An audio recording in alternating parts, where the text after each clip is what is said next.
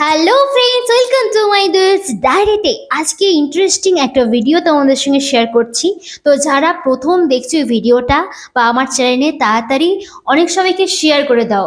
Subscribe তো করবেই, তো আগে সবাইকে শেয়ার করে দাও এই ভিডিওটা, কারণ এটা খুব ইন্টারেস্টিং একটা ভিডিও, যেটা অনেক সবাই গিয়েই উঠতে পারে না এবং গেলেও ছবি ভিডিও তো তুলতেই পারে না।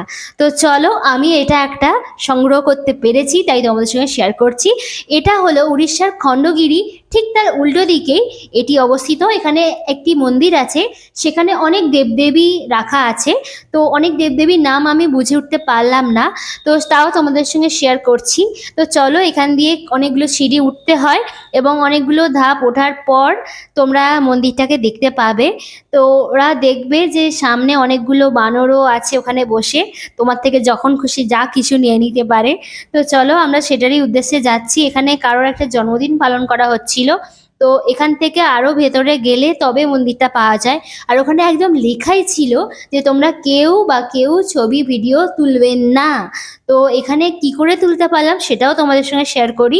কারণ সেদিনকে প্রচুর বৃষ্টি হচ্ছিল, তাই সেরকম গার্ডের লোক হয়তো ছিল না, যেহেতু ওপরটা ছাউনি মতন ছিল না। তো তাই লোকের সমাগম একটু কম থাকায় এবং যারা পাহারা দেয় তারাও কম ছিল, পুলিশ প্রশাসনও একটু কম ছিল।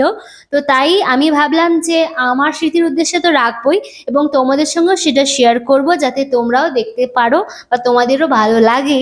তো তাই জন্যই আমি কষ্ট করে করেছি। আর অনেক সেলিব্রিটি যারা যায় তারা তো টিকিট করে হলেও তো ওরা ভিডিও ছবি করতে পারে। তো তারা যখন টাকা দিয়ে পারে, আমি কেন বিনা পয়সা করতে পারবো না?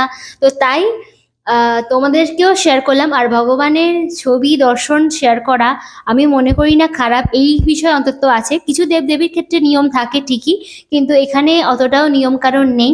এটা তাদের নিজেদের দর্শনীয় স্থানটাকে গোপনে রাখার জন্য হয়তো এটাকে করা হয়। তো তাও আমি কষ্ট করে এই ছবি ভিডিওটা করেছি, তোমাদের সঙ্গে শেয়ার করবে এবং আমিও যাতে সারাটা জীবন দেখতে পারি তারই জন্য।